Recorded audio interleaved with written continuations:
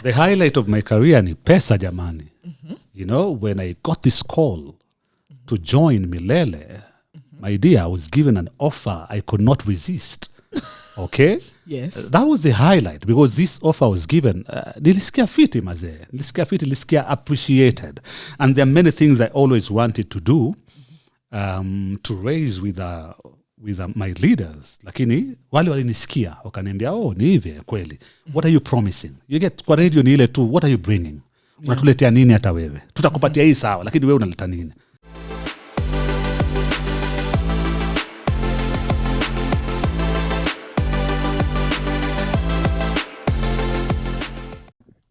What's up, guys, and welcome to the Artsin Show, a show where we feature amazing people in the film industry. My name is Chepto Ekboyo, and with me today I have another dope person. His name is Alex Mwakideu. He is a radio personality or a presenter, an actor, and a businessman. Or maybe any business mogul. Ni mimi namreduce. Welcome to the show. Thank you Alex. so much. Thank you so much. Business mogul. Business moguls. You're right, yes. Hey, yes, wacha kwanza tufike kwa business. Wacha tuanze na acting. All right. You just made your debut in Nafsi, the movie. Yeah. Did you always want to act? Is it something you did in primary, high school, then uka divert katikati? How did you get to be in this movie?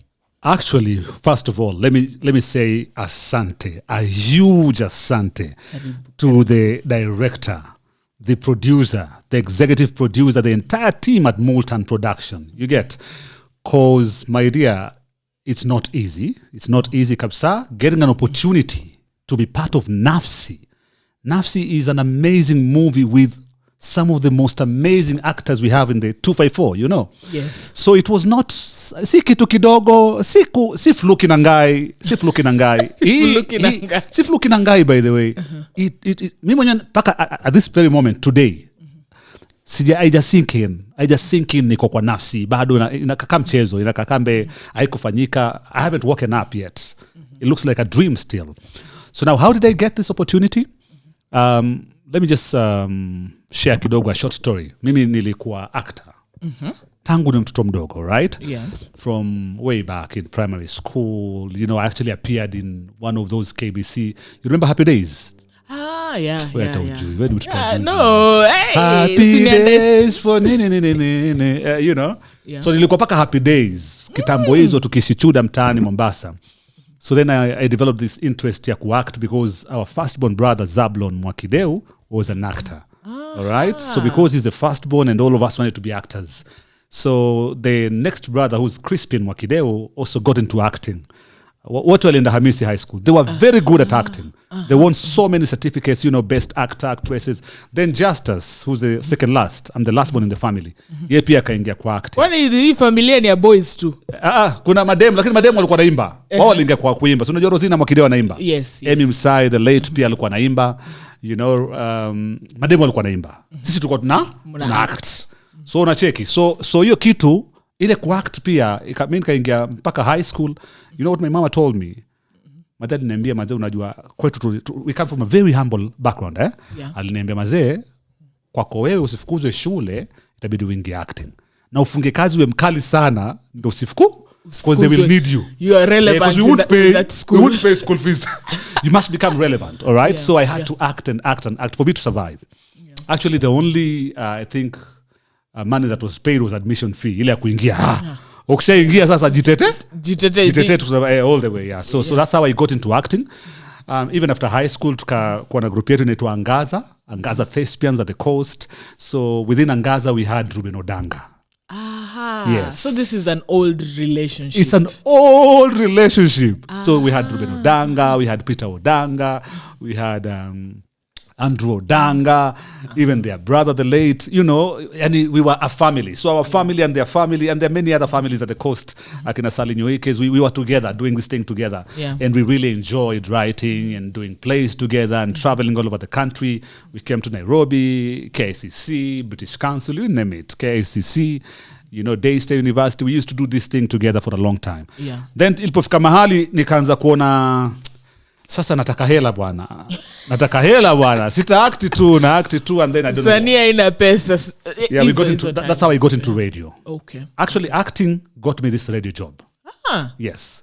Okay. It is acting that got me this radio job because nilikuwa kuna time walitaka radio skit ya some commercial skit. Yeah. So wakati nilisema walete wale vijana waangaza wazuri sana, tukaenda pale tukaandika skit very fast, tukaingia studio, we delivered, the client was extremely happy, and we were told tutakuwa tukiitwa mara mingi. So the client wanted us to keep doing this thing. Which radio is this? Baraka FM at the coast. Now my voice was also very good. So the news the news editor at Baraka FM akaniambia, "Ebu try reading news. You have a very nice voice, very unique." Nikaanza kujaribu news, I started reading news, nikaingia kwa radio hivyo. So it was through acting. Mimi ni mtangazaji leo. But so then again, radio ikapik sana. Ikaenda sana. Watu wako coast wanajua you're an actor. Yes. But huku Nairobi we know you as a radio presenter. Yes. But so now I've seen your work, I know. So now bring it all the way to 2020. And we keep meeting because we are friends, yeah? We keep talking na nini. Yeah. And Ruben bwana, wewe niite siku moja bwana. Hata kama nikupita tu. Wewe unajua tena bro, mimi have done this thing before. Hata kama nikupita tu kwa movie kidogo, And he told me, when the time comes, I'll call you, but you have to be auditioned and all that. He's extremely professional. Pale hakuna ubeste, my friend. So when the opportunity came in, I went for the auditions. I was called, I was given a script. Mazee nilipiga mazoezi. Because now this is screen, eh? Yeah. Niliulizia mabeste zangu wengi, wale bado wameingia. I have a lot of friends to now zamani, wako bado kwa industry ya acting. So I called them, nikaenda na script tuko tukafanya mazoezi. So by the time auditions zimekuja kidogo nilikuwa nimejiprepare kiasi. Okay. So I earned this opportunity. So ulipiga tu hii audition once ama ilikuwa several auditions? Was it like twice, I think? Yeah. I think it was like twice hivi. Kitu kama mara mbili hivi. Then nikaitwa mazee, nikapigiwa simu mazee, nikasema na Multan. Nikasema, "Oh Lord Jesus, thank you so much." Multan wakanita kaniambia, "We have a part for you." Wow. Nice. Now sasa hii role you play a very violent guy who is a script husband to Kate actress, your girlfriend. Yeah. How did you prepare for that specific role? Sasa umeitiwa, you're in. Now you see, first of all, my girlfriend is Kate actress. You have to deliver. What? My girlfriend is Kate actress. My goodness. She's a superstar, bana. She's a superstar. And here I am. I have never done movies all my life. So, hiyo kwanza ilinitetemesha sana.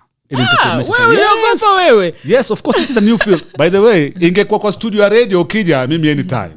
But now this is not my space. Yeah. You get. So, nilipanic sana. Nikasema, Kate, mazendo girlfriend yangu itakuwaje? Mazeni nilitia mazoezi. I used to drive I would go to a friend of mine called Wakio. She's a very good actress actually. Alikuwa katika series mingi kali tu. So I went to Wakio, told Wakio mazee, naye pia kitambo angaza. Ebu niokole kidogo. Hizi script ni aje. So Wakio took me through pole na ananiambia, learn how to read the script the way it's been written by the script writer. If there's a comma, there's a comma. If there's a there's a way he wants you to read it. Okay? Kwa sababu mimi nilikuwa nasoma na niambia haikuagi hivyo. Ruka full stop, utapumua saa ngapi? Alafu ananiambia toa stage kwa kichwa yako. This is not stage. Hii ni movie haina nguvu nyingi sana. Yeah. Iko real. You have to be so real. So I was trained by Wakio. Thank you so much to her. And then again, Ruben Odanga and Molten Production actually organized some classes for us who are new. Can you imagine? We were taken for some classes Danga by is some really experts. Considerate. I know. Yeah. So Mimi, Monique, Silayo, we all went for classes actually. So we went for classes and we learned so much from the classes. All right. Now during the shoot pier, the director Ruben used to tell me, Buddha, can you imagine? He told me, I want you to act with your eyes. Ningumu. How do I act with my eyes? And then relax on your hands and movements. I want to see the emotions in your eyes. Yeah. Sometimes you don't even have to talk. You can take like a whole minute of silence. But your eyes is showing your true emotion. Your script. Yeah. I would eat, sleep, drink this script. I would ask my wife, by the way aliniokolea sana, to really help me with the script and reading and stuff. Yeye ndo alikuwa kama Kate. Alikuwa ananisomea sana kama Kate. So I really prepared, I believe. Sasa kwa hii Nafsi, bigwigs. Yeah. Raymond Ofula, Alfred Munywa, as we said, Kate actress, nani Mumbi Maina. Yeah. How was it acting alongside our veterans for industry? All right. First of all, I didn't get to act alongside Mumbi Maina. We are in the same movie, but movie things, the way they happen and scenes and stuff. So my scenes were purely between me and Kate. You and Kate. You know, as you can see in the movie. Yeah. They were just purely between me and Kate. So I didn't get to really experience them. But when I watched the movie the first time, I was like, what? Shit! I hope this is... I was like, damn. You know? Mi nilikuwa fan maze. Nilikuwa tu fan. So sometimes uzuri wa Kate alinisaidia pia sana. Alinisaidia kurelax. Alikuwa ananiambia relax Mwakideu. I'm just Kate. Don't panic. Relax. Let's just do this together. She really wanted us to perform and like have the best scenes ever. So she really helped me. Akaniambia relax. Tusome script pamoja tunasoma naye. Nice. Alinituliza. Alinisaidia sana kutulia. One on one there were parts where I had to approach her. And you can imagine I'm married, she's married, all of us are married. So very sensitive. We're like, how far can we go? How far is too far? How far is too far? Yeah. So it was quite an awesome experience. Launching this movie thing with some of the greatest in the country. Nice. Yeah. Nice. Will we be seeing you in more productions? I would want to appear. Mi napenda acting, by the way. Utabidi uende audition sasa. Audition lazima, by the way. Yes. Audition apparently lazima. Lazima. It's a must. You know why? Alfie alikuwa nasema Alfie, watu wanamwambia Alfie ati Alfred, wewe umeact movie nyingi sana. Wewe you're a superstar. So when you're called for a movie, you don't even come for auditions. Asema no, you have to. Guess what? The part I acted, the last movie kama yeye ameact, next movie inaweza kuwa tofauti sana. Yeah. So you might be so good kama mimi naweza kuwa nimepiga poa kama msembaya. Yeah. Sasa nikaambiwa ni active pastor. A good person. Would I perform that well? Level. So I have to audition for that part. Yeah. So you have to audition for every movie. Apparently, yeah. Radio now. You've been on radio for several years. And you receive a lot of songs. How many do you receive per week? And how many goes on radio? From artists? For artists, I receive hata sasa inaweza kuwa approximately. Mimi hata in fact Gmail yangu inajaga na masongs. Music, a lot of music. I receive a lot of music. Yes. To be very honest, I don't listen to all of them. I don't listen to all of them. So you must at least umefika mahali tunaelewana. You get, I know you can produce good music and stuff. We have to get to that level where I have some respect for you. Because already you've produced some good music. Then I can listen to you easily. All right? If you're a newcomer, you have to convince me to listen to your song, first of all. Because there's so many songs to listen to. Yeah. Yeah, so yeah, I listen to quite a lot of music. In most cases, there's so many artists who have so much respect for me, which I really appreciate. They call me to the studio, because we come from way back, yeah? We come from way back. And they're big artists, by the way. Kuna songs zingine kubwa zinatoka hapa tulishasikia zamani sana. Tulisikia zamani tukazisikia na tukazifurahia sana na tukasema hii itakuwa hit, itakuwa kubwa. And they actually come out and become big songs. So it depends on your career, what you've done in your career before niamue kwamba hii itaenda kwa radio. And again, each radio station iko na style yake ya muziki. Yeah. Ushaona? Kama style yetu ya muziki sisi tunapenda African hit songs only. Kumbuka ni African hits. African hit, yeah. It cannot be any song. Even Sauti Sol tucheze ngoma zao zote. Only hits. Hits only. It does not matter who you are. You get. So you bring favorism. Yes, no favorism. Hata kama ikakuwa ni underdog kabisa, lakini akitoa hit iko inaenda. Si kama sasa Ian is not really an underdog, by the way. He's an extremely good artist na ametoa songs mbili. All of them we played. Yeah. Now, of late, hii weekend Eric Omondi amekuwa on fire sana kwa sababu ya kuongea juu ya music industry. And this is specifically airplay, anti-support, artist haiko kwa industry, what would you say? What is the truth on the ground? Play KE. Plain truth, ile ukweli kabisa bila kudanganyana. I support and Eric Omondi up to some level, okay? Number one, hakuna consistency. Hiyo ni ukweli, whether we like it or not. Watanzania wametushinda when it comes to consistency. Wako way ahead of us. Yes. You know, you go into any YouTube channel ya Tanzania compared to YouTube channel ya Kenya. Quality and the amount of work wame upload, it's too much. Wame build industry yao entertainment to a level where you can actually drive a Rolls Royce. Yes. Haikujagi tu. You must be consistent, and our artists are not consistent at all. Yani sitaki kusema ni walezi ama nini, lakini tuseme tu hawako consistent. Utamalizwa. Nitamalizwa bwana. Hawako consistent. So mimi, I would encourage them to be consistent. Okay. You see, we are playing African hit songs as a station, kama Milele, and you'd hear many other stations playing African hit songs like Radio Maisha, Citizen Radio, Radio Jambo, and many stations playing Nigerian, Tanzanian, and all that. Yeah. Why? Because we do not have a lot of songs to play. Yes. You get? Yes. Number one, you must play current songs.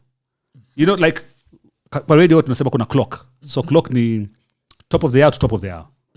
So we only deal with 1 hour kwa radio. It's a 24-hour station, but we deal with 1 hour. So in an hour, we may have 8 songs. So within 8 songs, we are supposed to play current songs kama 6. Yeah. Current. Because sisi utune in kusikia hizo current hizo current, yes. Haziko, nimecheck out. So unakuta Diamond ametoa current, Lava ametoa current, Harmonize ametoa current, anaitwa nani, Omale ametoa current. Nini huku kwetu unatafuta unaona Otile by the way is very consistent. Yeah, he is. Otile ametoa kasong. So Bahati pia ameanza kujaribu because you know, so you get like 2. Watasema mnacheza sana wa Tanzania kushinda wa Nigeria because we are playing current songs and you guys are not checking new hits, songs. Isha omit several people. Current, Isha omit several people. You know? So they must work extra hard for them to get airplay pale kwa ile clock. To say now we have like 6 songs in a clock that are Kenyan. You get? At least you itakuwa a very good. Yeah, like this thing Sauti Sol is doing. Alone Together. Yes. We are going to hear more of their songs because now there's yes. BN, now there's Polycarp, now Savara is coming, Chimano is coming. Then all of a sudden they do an album together. We'll hear a lot of Sauti Sol because they've done that thing. So I want us to do your direction here. Consistency, that's it. And quality. Kwa sababu unaweza kuwa consistent pia na kuna songs zinachezwa. Umechak songs 10 consistently lakini moja ndio inachezwa. You get? That's a raw deal. Yeah. Having been on radio for a very long time, what would you say is the highlight of your career? Pesa. The highlight of my career ni pesa jamani. You know, when I got this call to join Milele, my dear, I was given an offer I could not resist. Okay? Yes. That was the highlight because this offer was given.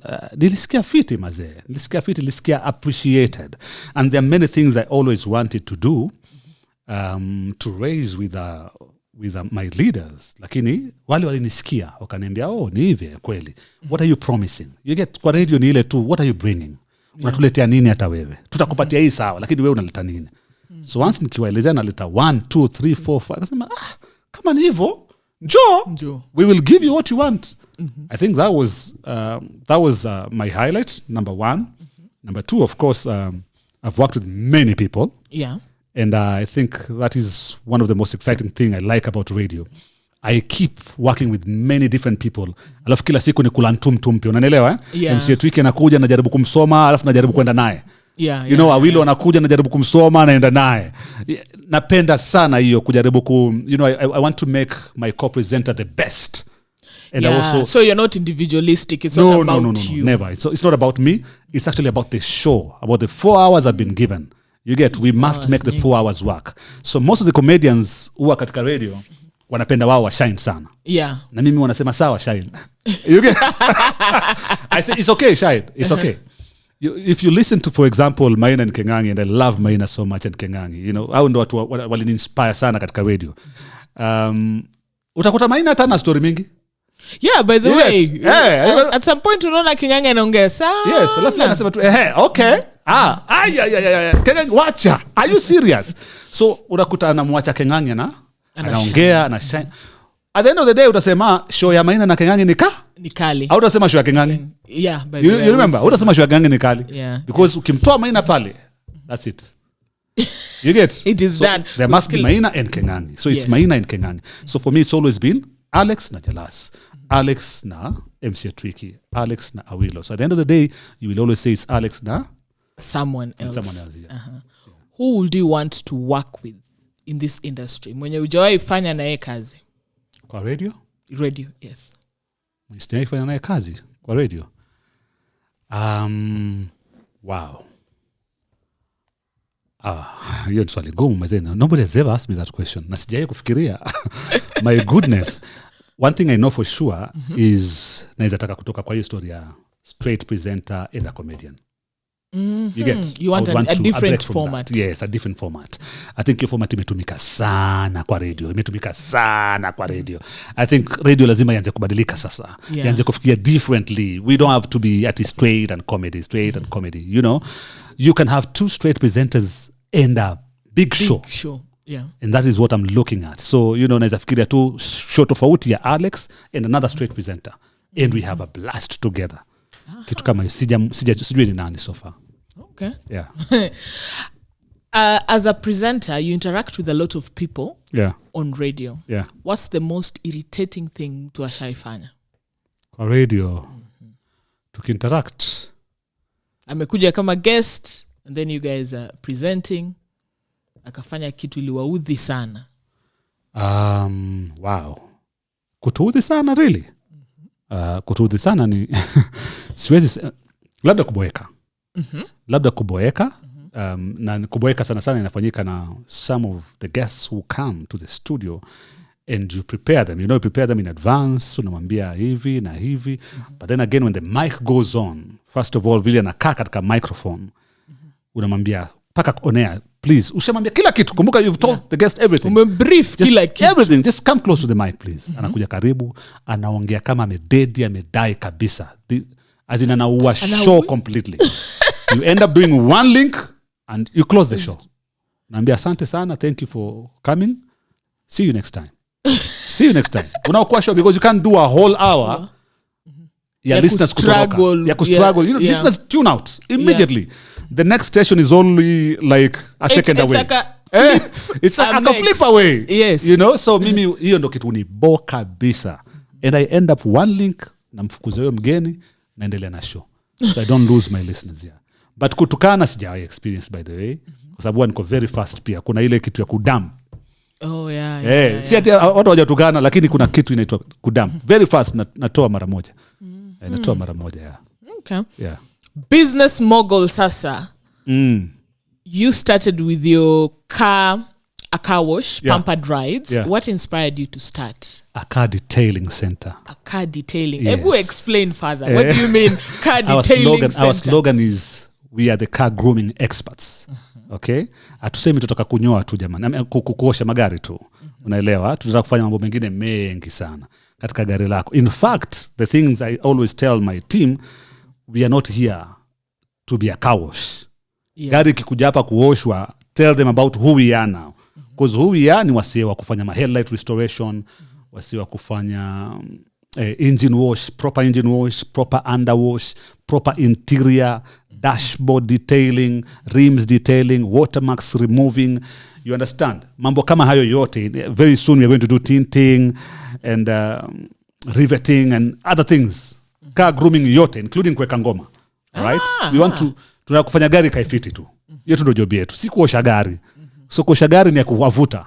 Yeah. Ukikuja kuosha gari then we tell you about who we are and then we do other services. I can come back and get that service later. Yes. So hii really inspire business. Why hii mazee inspiration to be very honest ni during corona period. Of course, hii ni biashara ya pandemic. Biashara ya pandemic. Yes, it's 1 year old only. So now wakati wa corona Media Max walitukata half salo. Half ni nyingi.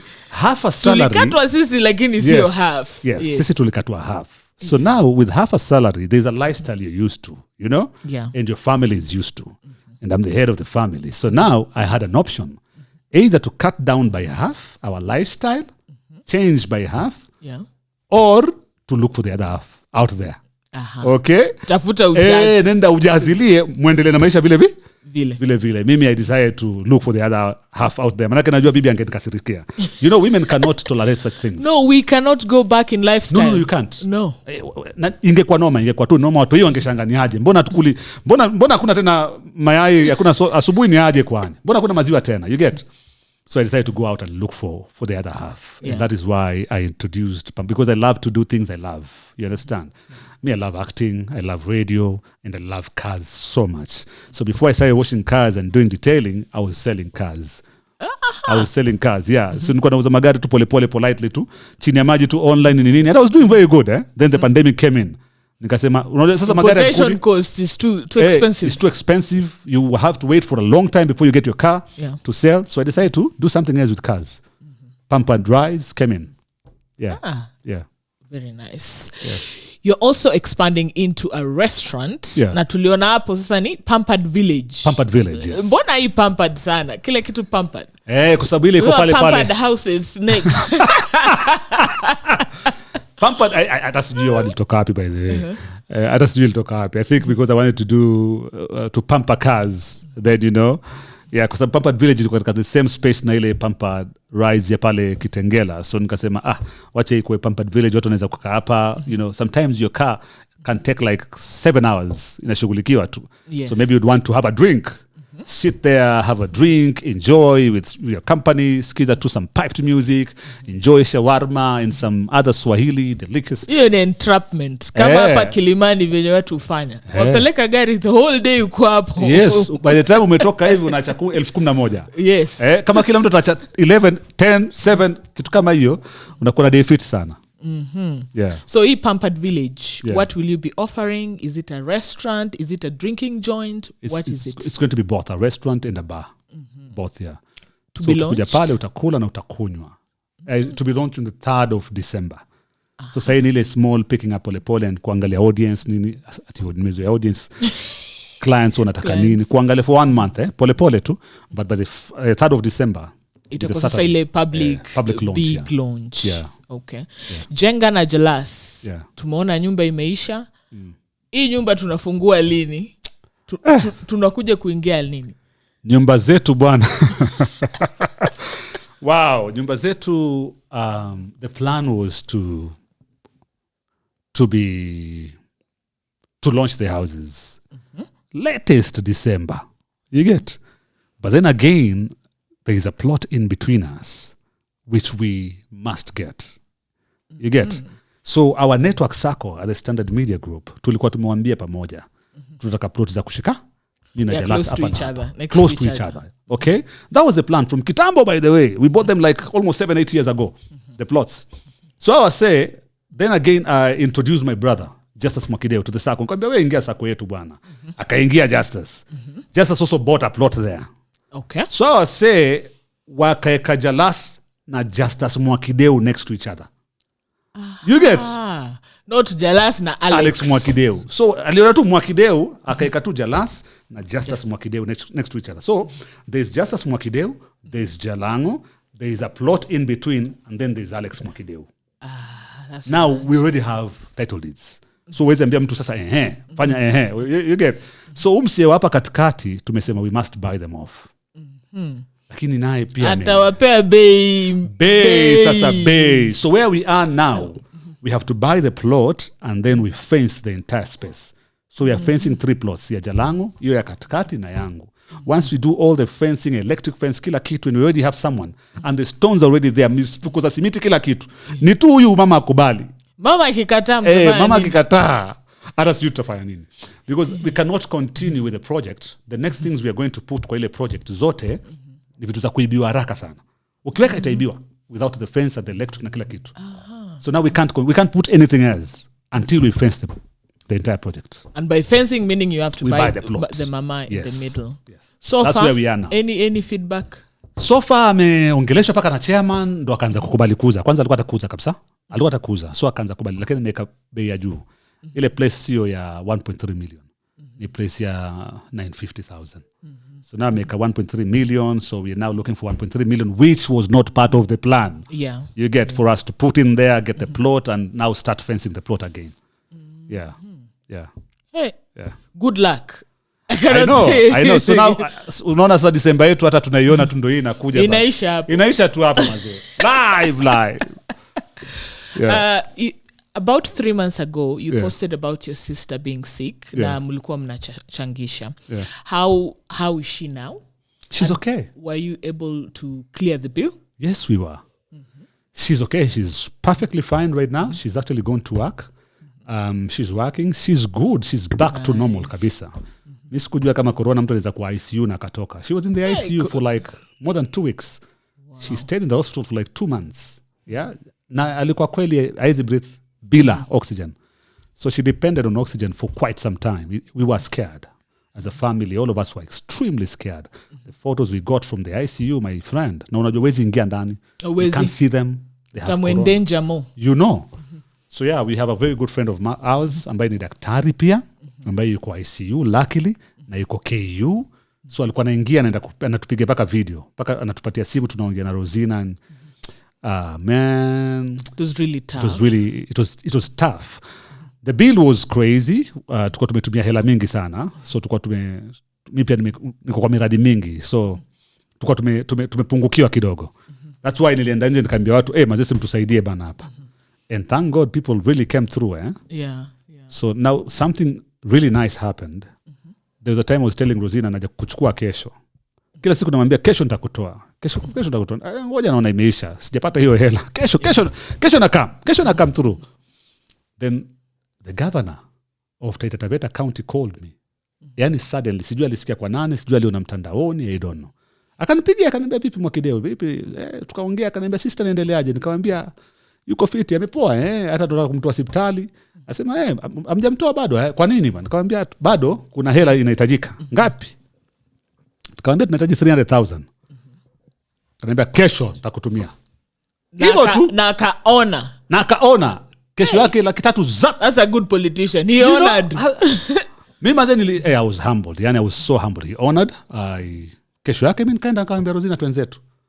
My sister home nikamwambia asante sana bwana, nikashukuru sana. Medical bills and basically medication na treatment in Kenya is very expensive. Extremely expensive. Hata hiyo insurance, mtu sema niko na insurance covering inpatient kama let's say 1M. Yeah. Ama 5M. Yeah. To a normal person unaona hiyo ni pesa nyingi sana.